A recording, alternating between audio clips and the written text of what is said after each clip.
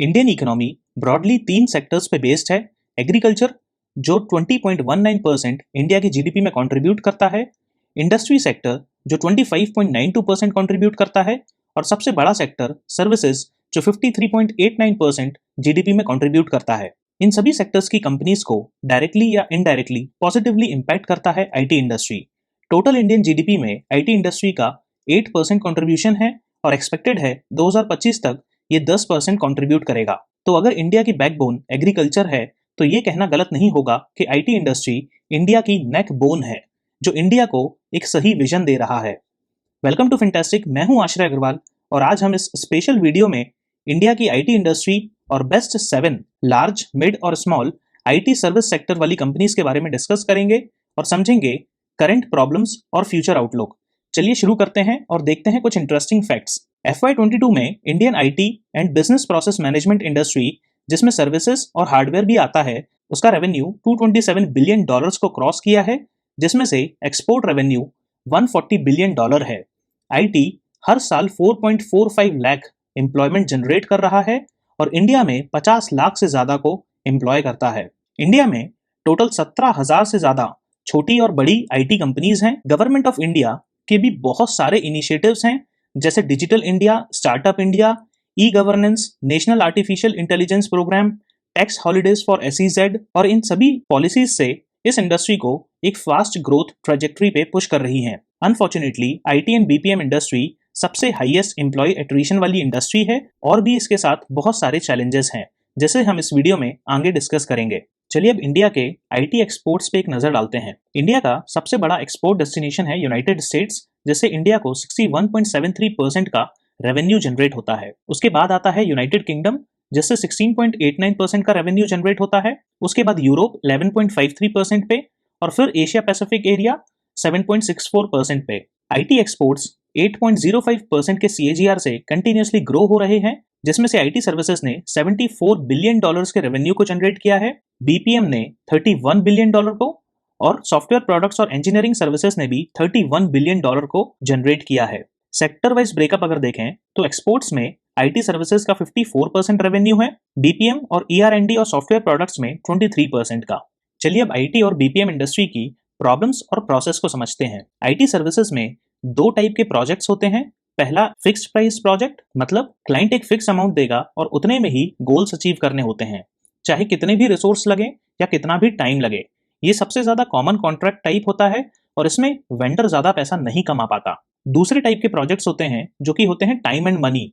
इसका मतलब जितने एक्स्ट्रा टाइम और जितने रिसोर्सेस लगेंगे, क्लाइंट उतने का पैसा देगा। ये वेरिएबल होता है और इसमें वेंडर के लिए बहुत हाई प्रॉफिट मार्जिन होते हैं, लेकिन ऐसे प्रोजेक्ट्स बहुत मिशन क्रिटिकल होते हैं और बहुत ही कम भी होते हैं। तो अब वेंडर्स के पास मेजरली फिक्स्ड प्राइस प्रोजेक्ट्स हैं, लेकिन प्रॉब्लम्स बहुत बड़ी बड़ी हैं। चलिए देखते हैं उन प्रॉब्लम्स को। पिछले एक साल में इंडिया में आईटी इंडस्ट्री ने एक एक्सपोनेंशियल एट्रिशन रेट एक्सपीरियंस किया है, जो अब बढ़ के एवरेज में 25% के आसपास का हो गया है। आसान शब्दों में, कंपनी का हर 4th एम्प्लॉय एक साल के अंदर रिजाइन कर रहा है और नई जॉब ढूंढ रहा है और फिर उस नई कंपनी में जाके सेम एक साल में फिर से रिजाइन कर रहा है और ये विशियस साइकिल चलती रह रही है। इससे कंपनी को बहुत बड़े बड़े लॉस होते हैं। इनको 2 पॉइंट्स में समझते हैं। पहला, अगर रिसोर्स क्रिटिकल है तो कंपनी रिटेन करने के लिए बहुत पैसे का ऑफर दे, जो प्रोजेक्ट कॉस्ट को बहुत एक्सपेंसिव कर देगा और कुछ टाइम रुकने के बाद वो रिसोर्स फिर से रिजाइन कर देगा। दूसरा, अगर फिर भी एम्प्लॉय रिजाइन कर देता है तो नेक्स्ट कंपनी और भी ज्यादा खर्च करे उसको हायर करने के लिए, फिर नई कंपनी हायरिंग ट्रेनिंग पे खर्चा करे और वेट करे जब तक वो रिसोर्स बिलेबल नहीं हो जाता और रेवेन्यू जनरेट नहीं करता। इस दौरान एम्प्लॉय को उसकी पूरी सैलरी भी मिलती है। ये दोनों ही ट्रेंड 30 ईयर से ऊपर की एज वाले एम्प्लॉयज में बहुत प्रोमिनेंट है। ये मैं क्यों बता रहा हूँ, ये आपको अगले पेज में समझ आ जाएगा। एट्रिशन के अलावा 2 और प्रॉब्लम्स भी हैं। आईटी इंडस्ट्री में इजी मनी कमाने के लिए बहुत सारे लोग फेक एक्सपीरियंस शो करते हैं और कैसे ना कैसे करके जॉब ले लेते हैं। पिछले कुछ सालों से रिमोट इंटरव्यूज बहुत बढ़ गए हैं और रिसोर्सेज फेक डॉक्यूमेंट्स शो करके इंटरव्यू कॉल पे अपने किसी चतुर फ्रेंड से इंटरव्यू क्लियर करवा लेते हैं और जॉब ले लेते हैं। आईटी कंपनीज को ये पता है और अब बहुत सारे वीडियो और प्रोफाइल चेक किए जाते हैं ऑफर रिलीज करने से पहले, लेकिन फिर भी कुछ मुन्ना भाई इंडस्ट्री में आ ही जाते हैं। तीसरी प्रॉब्लम है मून लाइटिंग की। ये कोई नई प्रॉब्लम नहीं है जैसा न्यूज में पता रहे, ये बहुत सालों से चलता आ रहा है, लेकिन कोविड टाइम पे रिमोट वर्किंग ने इस प्रॉब्लम को बहुत बढ़ा दिया है। मून लाइटिंग का लिटरल मतलब होता है रात के टाइम पे एक्स्ट्रा पैसा कमाने के लिए सेकंड जॉब करना। लेकिन वर्क फ्रॉम होम होने की वजह से कुछ लोगों ने सेकंड, थर्ड और भी बहुत सारी जॉब्स ले ली जो फर्स्ट जॉब के टाइम पे ही चल रही हैं। ऑब्वियसली इससे सभी बिजनेसेस का लॉस है। आईटी में डेटा और रिसर्च बहुत ही ज्यादा सेंसिटिव इंफॉर्मेशन होती है, जिसकी इंफॉर्मेशन अगर कॉम्पिटिटर के पास गई तो बिजनेस का लॉस होना पक्का है। इसलिए रिसेंटली बहुत सारे लोगों को लगभग सभी आईटी कंपनीज ने फायर किया है। चलिए अब एट्रिशन की प्रॉब्लम का सॉल्यूशन पे डिस्कस करते हैं। तो एट्रिशन सबसे ज्यादा 30 इयर्स की एज के एम्प्लॉयज में देखा जा रहा है, जिनके पास स्किल्स है और वो डिमांड में है। कंपनीज को उनको हायर करने के लिए बहुत हाई पे करना पड़ता है। फ्रेशर्स की सैलरी ऑलमोस्ट नेग्लिजिबल इंक्रीज हुई है पिछले 10-15 सालों में, और इसी का फायदा आईटी कंपनीज उठाना चाहती हैं। फ्रेशर्स सस्ते में भी मिल जाते हैं और थोड़ी सी ट्रेनिंग के बाद काफी हद तक काम को मैनेज भी कर लेते हैं। इसलिए सभी आईटी कंपनीज ने फ्रेशर हायरिंग को काफी ज्यादा इंक्रीज किया है और अब सीनियर एम्प्लॉयज की जॉब पे थोड़ा सा खतरा मंडरा रहा है। इस चार्ट में आप देख सकते हैं हर बड़ी आईटी कंपनी ने अपने एम्प्लॉय रेशियो में 30 एज से कम वाले रिसोर्सेज का कंट्रीब्यूशन बहुत ज्यादा बढ़ा दिया है, और ये ट्रेंड कंटिन्यू रहने के बहुत हाई चांसेस हैं, क्योंकि ये इकलौता सॉल्यूशन है एट्रिशन से बचने के लिए। चलिए अब best large cap IT stocks पे एक नजर डालते हैं, और यहाँ पे 3 लार्ज कैप स्टॉक्स हैं जो हाईएस्ट मैंने रेट किया है। एलटीआई और माइंडट्री को मैं सिंगल एंटिटी कंसीडर करूंगा क्योंकि इनका मर्जर वैसे भी होने वाला है, और हर माइंडट्री शेयर होल्डर को 100 माइंडट्री शेयर्स पे 73 एलटीआई के शेयर्स इशू किए जाएंगे। रिकॉर्ड डेट अभी अनाउंस नहीं हुई है, बट मोस्ट लाइकली ये दिसंबर 2020 में होने के चांसेस हैं। टीसीएस करेंटली 3000 के प्राइस पे ट्रेड कर रहा है, जिसकी फेस वैल्यू 1 रुपीज है और प्राइस टू अर्निंग रेशियो 28.56 है। मार्केट कैप अगर देखें तो टीसीएस सबसे बड़ी आईटी कंपनी है, जिसका मार्केट कैप लगभग 10 लाख करोड़ रुपीस के आसपास का है। सेल्स में अगर देखें तो सबसे हाईएस्ट क्वार्टरली सेल्स है इसकी 44,480 करोड़ रुपीस की, जिसमें से प्रॉफिट 8500 करोड़ रुपीस के आसपास का है। कंपनी का आरओई 50.23 है, आरओसीई 61.3 है, ईवी पे ईबिटडा भी 20.09 टाइम्स पे स्टैंड करता है। 1 ईयर रिटर्न अगर देखें तो टीसीएस ने -19.45% का रिटर्न दिया है। कंपनी ऑलमोस्ट डेट फ्री है, सिर्फ 0.08 टाइम्स का डेट है। नेट प्रॉफिट मार्जिन भी अगर देखें तो बहुत हाई है, 23.8% का। कंपनी रफली अपना 40 to 45% अर्निंग्स डिविडेंड में पे आउट कर देती है और डिविडेंड यील्ड 1.44% का है। 10 ईयर अगर सेल्स ग्रोथ देखें तो 15% पे है, 5 ईयर्स 12% पे, 3 ईयर्स 9% पे, और लास्ट ईयर 18% की ग्रोथ हुई थी। प्रॉफिट ग्रोथ अगर देखें तो 10 ईयर्स पे 13% के सीएजीआर से ग्रो हुआ है, 5 ईयर्स पे 10% का, 3 ईयर्स पे 8% का, और लास्ट ईयर 13% के सीएजीआर से प्रॉफिट ग्रो हुआ है। स्टॉक प्राइस का भी ग्रोथ अगर देखें तो ये 10 ईयर्स पे 17% का, 5 ईयर्स पे 19% का, 3 ईयर्स पे 13% का, और लास्ट 1 ईयर पे -23% का है। इस स्टॉक प्राइस ग्रोथ में बोनस शेयर्स इंक्लूड नहीं किए गए हैं। रिटर्न ऑन इक्विटी भी देखें तो कंसिस्टेंटली बहुत high return on equity maintain किया है कंपनी ने। फ्री कैश फ्लो की अगर बात करें तो लास्ट ईयर 33,552 करोड़ रुपीस था, 5 ईयर्स पे 1,32,000 करोड़ रुपीस, और 10 ईयर्स पे 2 लाख करोड़ रुपीस से ज्यादा फ्री कैश फ्लो जनरेट किया है। स्टॉक का इंट्रिंसिक वैल्यू लगभग 1200 रुपए का है, और current price to free cash flow का मल्टीपल 36.5 पे स्टैंड करता है। कैश इक्विवेलेंट्स की अगर बात करें तो 13,692 करोड़ रुपीस करंटली कंपनी के पास कैश है। एफआईआईज ने थोड़ा सा अपना स्टेक यहाँ पे रिड्यूस किया है जून क्वार्टर में, वहीं डीआईआईज ने अपना स्टेक थोड़ा सा इंक्रीज किया है। पब्लिक के पास सिर्फ 5.80% की शेयर होल्डिंग है। चलिए अब second large cap IT stock पे नजर डालते हैं, वो है इन्फोसिस। करेंटली इन्फोसिस का शेयर 1413 रुपीस पे ट्रेड कर रहा है। इसकी फेस वैल्यू 5 रुपीस है, पीई 26.7 है, मार्केट कैपिटलाइजेशन लगभग 6 लाख करोड़ रुपीस का है, आरओई 28.98 है, आरओसीई 37.09% पे है। ईवी बाय ईबिटडा अगर देखें तो 17.12 पे स्टैंड करता है, और इसने भी लास्ट 1 ईयर में -15.12% का रिटर्न दिया है। डेट टू इक्विटी की अगर बात करें तो ये भी डेट फ्री स्टॉक है और सिर्फ 0.08 टाइम्स इक्विटी पे ट्रेड कर रहा है। नेट प्रॉफिट मार्जिन की अगर बात करें तो ये 18.1% पे स्टैंड करते हैं। कंपनी बहुत ज्यादा डिविडेंड पे करती है और डिविडेंड यील्ड 2.27% पे करंटली स्टैंड करता है। अर्निंग्स का रफली 60 से 65% के आसपास कंपनी डिविडेंड में पे कर देती है। सेल्स ग्रोथ की अगर बात करें तो लास्ट 10 ईयर्स में 13% के सीएजीआर से सेल्स ग्रो हुई है, वहीं 5 ईयर्स पे 12% पे, 3 ईयर्स पे 12% पे, और लास्ट 12 महीने में 23% पे। प्रॉफिट ग्रोथ की अगर बात करें तो 10 ईयर्स में 10% के सीएजीआर से ग्रो हुआ है, 5 ईयर्स पे 9%, 3 ईयर्स पे 13%, और लास्ट 12 महीने में 14% पे। स्टॉक प्राइस की अगर बात करें तो 10 इयर्स में 15% से स्टॉक प्राइस ग्रो हुआ है, वहीं 5 इयर्स पे देखें तो 25% के CAGR से ग्रो हुआ है, लास्ट 3 इयर्स में देखें तो 20% से और लास्ट 1 ईयर में 23% पे। रिटर्न ऑन इक्विटी स्टॉक का बहुत ही अच्छा है और लगभग 25 से 30% का एवरेज कंपनी ने मेंटेन किया है। कंपनी ने लास्ट ईयर 20,309 करोड़ रुपीस का फ्री कैश फ्लो जनरेट किया था, लास्ट 5 इयर्स में 73,316 करोड़ रुपीस का फ्री कैश फ्लो जनरेट किया और लास्ट 10 इयर्स में 1,06,000 करोड़ का फ्री कैश फ्लो जनरेट किया। स्टॉक की इंट्रिंसिक वैल्यू 665 रुपीस है। Current market price free cash flow के मल्टीपल में 33.8 टाइम्स पे स्टैंड करता है। कैश करेंटली कंपनी के पास 9,151 करोड़ रुपीस पे है। FIIs ने भी यहाँ पे भी अपना स्टेक थोड़ा सा रिड्यूस किया है, वहीं DIIs ने थोड़ा सा इंक्रीज किया है।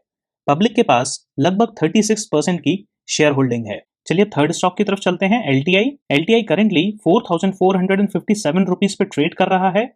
स्टॉक की फेस वैल्यू 1 रुपीस है। PE मल्टीपल 32.11 टाइम्स पे स्टैंड करता है। मार्केट कैप अगर देखें तो 78,000 करोड़ रुपीस का मार्केट कैपिटलाइजेशन है। ROE और ROCE नंबर्स देखें तो 28.5% और ROCE 35.72% पे स्टैंड करते हैं। EV by EBITDA 20.97 पे स्टैंड करता है और लास्ट 1 ईयर का रिटर्न -22.48% पे है। ये स्टॉक भी ऑलमोस्ट नेग्लिजिबल डेट के साथ है 0.09 टाइम्स पे। नेट प्रॉफिट मार्जिन की अगर बात करें तो 14.67% का नेट प्रॉफिट मार्जिन है LTI का। कंपनी लगभग 1.02% का डिविडेंड यील्ड देती है और उस डिविडेंड यील्ड के लिए अर्निंग्स में से लगभग 40% खर्च कर देती है। सेल्स ग्रोथ की अगर बात करें तो 10 इयर्स पे 17% के CAGR से ग्रो हुआ है, 5 इयर्स पे 18%, 3 इयर्स पे 17% और लास्ट 12 महीने में 29% की सेल्स ग्रोथ हुई है। प्रॉफिट ग्रोथ की अगर बात करें तो 10 इयर्स पे 19% के CAGR से ग्रो हुआ है, 5 इयर्स पे 20%, 3 इयर्स पे 17% और लास्ट 12 महीने में 16% से। स्टॉक प्राइस अगर देखें तो लास्ट 5 सालों में 41% के CAGR से ग्रो हुआ है और लास्ट 3 इयर्स में 44% के CAGR से। लास्ट 1 ईयर का रिटर्न -22% पे है। रिटर्न ऑन इक्विटी भी अगर देखें तो ये कंसिस्टेंटली मेंटेन्ड है और करंटली 29% पे स्टैंड करती है। FY22 में 855 करोड़ रुपीस का फ्री कैश फ्लो था, 5 इयर्स में 6,000 करोड़ रुपीस का फ्री कैश फ्लो जनरेट किया है कंपनी ने और लास्ट 10 सालों में 9,000 करोड़ रुपीस का फ्री कैश फ्लो जनरेट किया है। स्टॉक की इंट्रिंसिक वैल्यू लगभग 2600 रुपए के आसपास की है। Current market price free cash flow के मल्टीपल पे 54.5 टाइम्स पे स्टैंड करता है, जो कि बहुत हाई है। कैश इक्विवेलेंट्स की अगर बात करें तो 660 करोड़ रुपीस का कैश है कंपनी के पास। FIIs की बात करें तो इन्होंने अपना स्टेक थोड़ा सा रिड्यूस किया है, वहीं DIIs ने अपना स्टेक थोड़ा सा इंक्रीज किया है। पब्लिक की बात करें तो पब्लिक 9.41% की शेयर होल्डिंग होल्ड करती है। लास्ट लार्ज कैप स्टॉक है माइंडट्री का, जो कि करेंटली 3,159 रुपीस पे ट्रेड कर रहा है। फेस वैल्यू 10 रुपीस है। Price to earning ratio 29.26 times है। मार्केट कैपिटलाइजेशन अगर देखें तो 52,000 करोड़ रुपीस का मार्केट कैप है। ROE और ROCE नंबर्स बहुत ही हेल्दी हैं, 33.76% और 41.54% पे। EV by EBITDA अगर देखें तो 19.38 टाइम्स पे स्टैंड करता है और इसने भी बहुत बेकार परफॉर्म किया है लास्ट 1 ईयर में और -24.51% का नेगेटिव रिटर्न दिया है। डेट टू इक्विटी की बात करें तो ये भी ऑलमोस्ट नेग्लिजिबल डेट के साथ आता है 0.1 टाइम्स पे। नेट प्रॉफिट मार्जिन की अगर बात करें तो 15.7% का नेट प्रॉफिट मार्जिन है। स्टॉक 1.18% का डिविडेंड यील्ड देता है, जिसके लिए 27% का अर्निंग्स कंपनी खर्च करती है। 10 इयर्स अगर सेल्स ग्रोथ देखें तो ये 19% के CAGR से ग्रो हुआ है, 5 इयर्स पे 16%, 3 इयर्स पे 14 और लास्ट 12 महीने में 36% के CAGR से ग्रो हुआ है। प्रॉफिट ग्रोथ अगर देखें तो 10 इयर्स पे 23%, 5 इयर्स पे 30%, 3 इयर्स पे 30% और लास्ट 12 महीने में 44% से ग्रो हुआ है। तो बहुत ही ज्यादा अच्छी सेल्स और प्रॉफिट ग्रोथ है यहाँ पे। स्टॉक ग्रोथ की भी अगर बात करें तो लास्ट 10 इयर्स में 34% के CAGR से ग्रो हुआ है, लास्ट 5 इयर्स में 47% से, लास्ट 3 इयर्स में 64% से और लास्ट ईयर -25% से। कंपनी ने अपना बहुत अच्छा ROE भी मेंटेन कर रखा है, लगभग 30% के एवरेज पे। FY22 में फ्री कैश फ्लो लगभग 1340 करोड़ रुपए जनरेट हुआ था। लास्ट 5 सालों में लगभग 5,000 crore rupees free cash flow generate हुआ और लास्ट 10 इयर्स में 6,450 करोड़ रुपीस का फ्री कैश फ्लो जनरेट हुआ। स्टॉक की इंट्रिंसिक वैल्यू 1580 रुपए है। Current market price to free cash flow multiple 39.2 times पे स्टैंड करता है। कंपनी के पास लगभग 1000 करोड़ का कैश एंड कैश इक्विवेलेंट है। FIIs की अगर बात करें तो इन्होंने अपना स्टेक बहुत सिग्निफिकेंटली रिड्यूस किया है, वहीं DIIs ने काफी एग्रेसिवली बाय किया है। पब्लिक की बात करें तो 15.26% की शेयर होल्डिंग है। चलिए मिड कैप स्टॉक्स देखते हैं और पहला स्टॉक है कोफोर्ज, जो पहले NIIT था। स्टॉक की प्राइस 3361 रुपीज पे स्टैंड करती है। फेस वैल्यू 10 रुपीज है।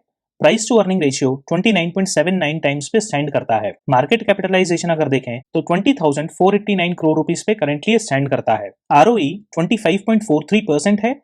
ROCE 32.08% है। EV बाय EBITDA अगर देखें तो ये काफी चीप वैल्यूएशन पे है, 16.7 टाइम्स पे। 1 ईयर रिटर्न अगर देखें तो -36.32% का रिटर्न दिया है स्टॉक ने। डेट टू इक्विटी अगर देखें तो ये भी बहुत ज्यादा नहीं है, 0.18 टाइम्स पे स्टैंड करता है। नेट प्रॉफिट मार्जिन अगर देखें तो 11.1% का नेट प्रॉफिट मार्जिन है। कंपनी 1.56% का डिविडेंड यील्ड देती है, जिसके लिए लगभग 50% की अर्निंग को ये स्पेंड करते हैं। सेल्स ग्रोथ अगर देखें तो लास्ट 10 ईयर्स में 15% के CAGR से ग्रो हुआ है, लास्ट 5 ईयर्स में 16% से, लास्ट 3 ईयर्स में 18% से और लास्ट 12 महीने में 38% से। प्रॉफिट ग्रोथ भी अगर देखें तो लास्ट 10 ईयर्स में 19% से, लास्ट 5 ईयर्स में 29% से, लास्ट 3 ईयर्स में भी 29% से और लास्ट 12 महीने में डबल हुई है। स्टॉक प्राइस का अगर ग्रोथ देखें तो लास्ट 10 ईयर्स में 27% के CAGR से, लास्ट 5 ईयर्स में 44% के CAGR से, लास्ट 3 ईयर्स में 36% के CAGR से और लास्ट ईयर -36% के CAGR से। रिटर्न ऑन इक्विटी काफी ज्यादा इंप्रूव हो रहा है हर साल और करेंटली 32% पे स्टैंड करता है। फ्री कैश फ्लो FY22 में कंपनी ने 289 करोड़ रुपीस का जनरेट किया, लास्ट 5 ईयर्स में 1100 करोड़ रुपीस के आसपास का जनरेट किया, लास्ट 10 ईयर्स में 1751 crore rupees free cash flow generate हुए। स्टॉक की इंट्रिंसिक वैल्यू 1355 रुपीस पे स्टैंड करती है। Current market price free cash flow के मल्टीपल में 70 टाइम्स पे स्टैंड करता है, जो कि काफी हाई है। कैश एंड कैश इक्विवेलेंट्स की अगर बात करें तो कंपनी के पास 62.4 करोड़ रुपीस का कैश एंड कैश इक्विवेलेंट है। FIIs की अगर बात करें तो इन्होंने अपना स्टेक थोड़ा सा रिड्यूस किया है और करेंटली 21.87% होल्ड करते हैं। DIIs की अगर बात करें तो इन्होंने अपना स्टेक थोड़ा सा इंक्रीज किया है और करेंटली 25.88% होल्ड करते हैं। पब्लिक के पास 12.16% की शेयर होल्डिंग है। दूसरा मिड कैप स्टॉक है FL इंडिया। FL के बारे में शायद कुछ लोग नहीं जानते होंगे। ये company mobile advertisement services provide करती है और मोबाइल एप्स और ऑफलाइन बिजनेसेस को ई-कॉमर्स पे शिफ्ट होने के लिए end to end solutions provide करती है। पिछले कुछ सालों में मोबाइल यूसेज एक्सपोनेंशियली इंक्रीज हुआ है और मोबाइल एड्स हर फ्री ऐप पे भरे पड़े हैं। ये वही कंपनी है जिसे आप मोबाइल एड्स के लिए ब्लेम कर सकते हैं। इसी ग्रोथ की वजह से स्टॉक का PE 323.61 टाइम्स पे स्टैंड करता है। फेस वैल्यू 2 रुपीस है। मार्केट कैपिटलाइजेशन 16,800 करोड़ रुपीस का है। ROE और ROCE 10.91 है, जो कि बहुत अच्छा नहीं है। ROCE 14.73% है, लेकिन स्टॉक बहुत ही हाई ग्रोथ के साथ आता है, इसलिए बाकी के पैरामीटर्स लो होने की वजह से भी मैंने यहाँ पे इसको कंसीडर किया है। EV बाय EBITDA अगर देखें तो ये बहुत ही हाई वैल्यूड स्टॉक और बहुत एक्सपेंसिव स्टॉक होने का क्लियर साइन है। इसने पॉजिटिव रिटर्न दिया है लास्ट 1 ईयर में 16.46% का। कंप्लीटली डेट फ्री स्टॉक है ये और नेट प्रॉफिट मार्जिन 14.23% पे स्टैंड करता है। कंपनी कुछ भी डिविडेंड पे नहीं करती है, 0% का डिविडेंड यील्ड है। 5 ईयर्स अगर सेल्स ग्रोथ देखें तो 43% के CAGR से ग्रो हुआ है, लास्ट 3 ईयर्स पे 49% के CAGR से, लास्ट 12 महीने में 38% के CAGR से। प्रॉफिट ग्रोथ अगर देखें तो लास्ट 5 ईयर्स में 181% के CAGR से ग्रो हुआ है, लास्ट 3 ईयर्स में 50% से और लास्ट 12 महीने में 31% से प्रॉफिट ग्रो हुआ है। स्टॉक प्राइस की अगर बात करें तो लास्ट 3 ईयर्स में 80% के CAGR से स्टॉक प्राइस ग्रो हुआ है और लास्ट 1 ईयर में 16% का रिटर्न दिया है। रिटर्न ऑन इक्विटी जैसा हमने देखा बहुत अच्छा नहीं है। FY22 में free cash flow 53 crore rupees generate हुआ, लास्ट 5 ईयर्स में 107 करोड़ और लास्ट 10 साल पहले का डेटा प्रेजेंट नहीं है। इंट्रिंसिक वैल्यू इस स्टॉक की 221 रुपीस है। Current market price free cash flow से 613 टाइम्स पे स्टैंड करता है, जो कि बहुत बहुत एक्सपेंसिव है। कैश इक्विवेलेंट्स 485 करोड़ रुपीस पे स्टैंड करता है। ये स्टॉक बहुत ही रिस्क टेकर और एग्रेसिव लोगों के लिए है। FIIs की बात करें तो इन्होंने अपना स्टेक थोड़ा सा रिड्यूस किया है और DIIs ने थोड़ा सा अपना स्टेक इंक्रीज किया है। पब्लिक की बात करें तो 17.85% की शेयर होल्डिंग पब्लिक होल्ड करती है। चलिए अब स्मॉल कैप स्टॉक्स देखते हैं और पहला स्टॉक है इसमें आर सिस्टम्स इंटरनेशनल। स्टॉक का प्राइस 228 रुपीस है, फेस वैल्यू 1 रुपीस है, प्राइस टू अर्निंग 21.52 टाइम्स पे स्टैंड करता है। मार्केट कैपिटलाइजेशन 2700 करोड़ रुपीस की है। ROE 33.25% पे स्टैंड करता है। ROCE 39.84% पे स्टैंड करता है। EV बाय EBITDA से भी देखें तो ये काफी चीप वैल्यूएशन में अवेलेबल है 15.88 टाइम्स पे। 1 ईयर रिटर्न अगर देखें तो इसने पॉजिटिव रिटर्न दिया है 2.9% का। डेट टू इक्विटी अगर देखें तो 0.11 टाइम्स पे करेंटली स्टैंड करती है। नेट प्रॉफिट मार्जिन 20.06% का है। कंपनी 2.85% का डिविडेंड यील्ड देती है, जिसके लिए इन्होंने अपनी अर्निंग्स का लगभग 60% खर्च किया है। सेल्स ग्रोथ अगर देखें तो लास्ट 10 ईयर्स में 12% के CAGR से ग्रो हुआ है, लास्ट 5 ईयर्स में 17% के CAGR से, लास्ट 3 ईयर्स में 22% के CAGR से और लास्ट 12 महीने में 45% के CAGR से सेल्स ग्रो हुई है। प्रॉफिट ग्रोथ की अगर बात करें तो लास्ट 10 ईयर्स में 33% के CAGR से, लास्ट 5 ईयर्स में 25% के CAGR से, 3 ईयर्स में 55% से और लास्ट 12 महीने में 45% के CAGR से ग्रो हुआ है। स्टॉक प्राइस की भी अगर बात करें तो लास्ट 10 ईयर्स में 28% के CAGR से, 5 ईयर्स में 44%, लास्ट 3 ईयर्स में 79% से और लास्ट 1 ईयर में 3% से स्टॉक प्राइस ग्रो हुआ है। रिटर्न ऑन इक्विटी की बात करें तो ये भी कंटिन्यूसली इंक्रीज हो रहा है, जो कि बहुत अच्छी बात है। फ्री कैश फ्लो FY22 में 38.9 करोड़ रुपीस जनरेट हुए, लास्ट 5 ईयर्स में 130 करोड़ रुपीस, लास्ट 10 ईयर्स में 264 crore rupees. Intrinsic value stock की 168 रुपीस है और current market price free cash flow के मल्टीपल में 56.2 टाइम्स पे स्टैंड करता है। Cash and cash equivalents company के पास 53.4 करोड़ रुपीस के हैं। FIIs बहुत ही थोड़े से हैं इसमें और सिर्फ 0.42% होल्ड करते हैं। DIIs का इस स्टॉक में कोई प्रेजेंस नहीं है। पब्लिक के पास एक मैसिव होल्डिंग है 47.91% की। आर सिस्टम्स एक small cap IT product development और BPO सर्विस प्रोवाइड करने वाली कंपनी है, जिनका प्रेजेंस 40 कंट्रीज से ज्यादा में है। चलिए अब अपनी लिस्ट के आखिरी स्टॉक की तरफ चलते हैं, न्यूजेन सॉफ्टवेयर्स। न्यूजेन एक small cap IT services, BPO और business process management services provide करने वाली कंपनी है, जिनका 72 कंट्रीज से ज्यादा में प्रेजेंस है। कंपनी के बहुत बड़े बड़े क्लाइंट्स हैं, जैसे trust company of America, mercantile bank, ICICI bank, Bajaj electricals, United Arab bank, national commercial bank Jamaica, axis bank, yes bank, Kotak Mahindra bank, ICICI prudential life insurance, Reliance general insurance, max life insurance, Shriram transport finance और भी बहुत सारे। इस stock का price 356 rupees है, face value 10 rupees है, price to earning 16.06 times पे stand करता है।